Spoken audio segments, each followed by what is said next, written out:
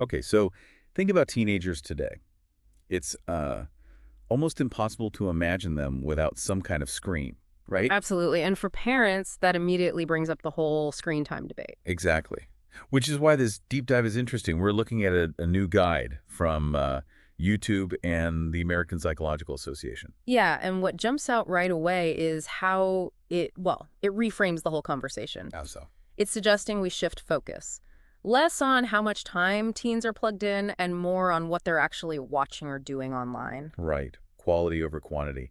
So that's our mission today, really to unpack that idea. What does it mean for, helping teens navigate the digital world? Let's get into it. Because the research mentioned in the guide, it really does support this shift. Okay. It suggests the type of content they engage with that has a bigger impact than just the raw number of minutes or hours. Okay, so unpack that a bit. We're talking about like content that's maybe uplifting Hmm. or educational. Exactly. Or things that spark good conversations, build connections. That kind of stuff can actually boost empathy, optimism, maybe even improve relationships. Makes sense. But, the flip side is also true. The guide points out that harmful content, things showing violence, substance use, maybe unrealistic body images that can have negative effects. Hmm. So it puts a bit of pressure, maybe, on the platforms themselves to serve up better stuff. That's certainly part of the discussion. An hour watching something really thought-provoking is just different than an hour passively scrolling. Right. It's about the actual substance, not just the clock, Which leads perfectly into the next big point from the guide, which is, that there isn't some universal right amount of screen time. No magic number that works for every single teenager. yeah. I mean, that feels right, doesn't it? Kids are different. Their lives are different. Totally. The key thing is balance, making sure screen time isn't crowding out other essential stuff. Like sleep, exercise, hobbies, actually talking to people face to face. Precisely. All those things. And this is where those ongoing family conversations become so important. Okay.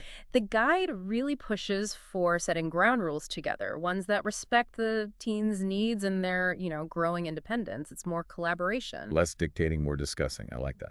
And it connects to our role as adults, right? That's not just rules. Exactly. We need to be digital role models. It's like teaching nutrition or exercise. Oh, so? Well, adults, parents, educators, mentors, we need to show what healthy, mindful media use looks like through our own habits. And the guide actually gets specific here, which is helpful. It talks about guiding teens to understand things like AI-generated content. Yeah, that's a big one now. Also spotting ads, understanding influencer marketing, basically building their media literacy. So they can think critically about what they're seeing online. Exactly. And the way we have these conversations matters too. It should come from curiosity, asking questions, exploring together, not just lecturing. That approach sounds much more effective. Hmm.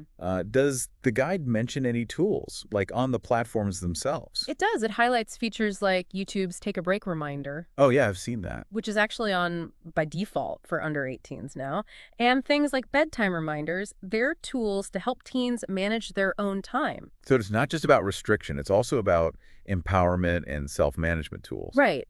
When you combine good content with, thoughtful support and these kinds of tools, screen time can be positive. It can be for learning, connecting. Growing, even. But it sounds like the adult guidance part is really the foundation. That's the core takeaway, really. Yeah. Shift the focus. Look at the quality, the context, not just the quantity. And model a behavior we want to see.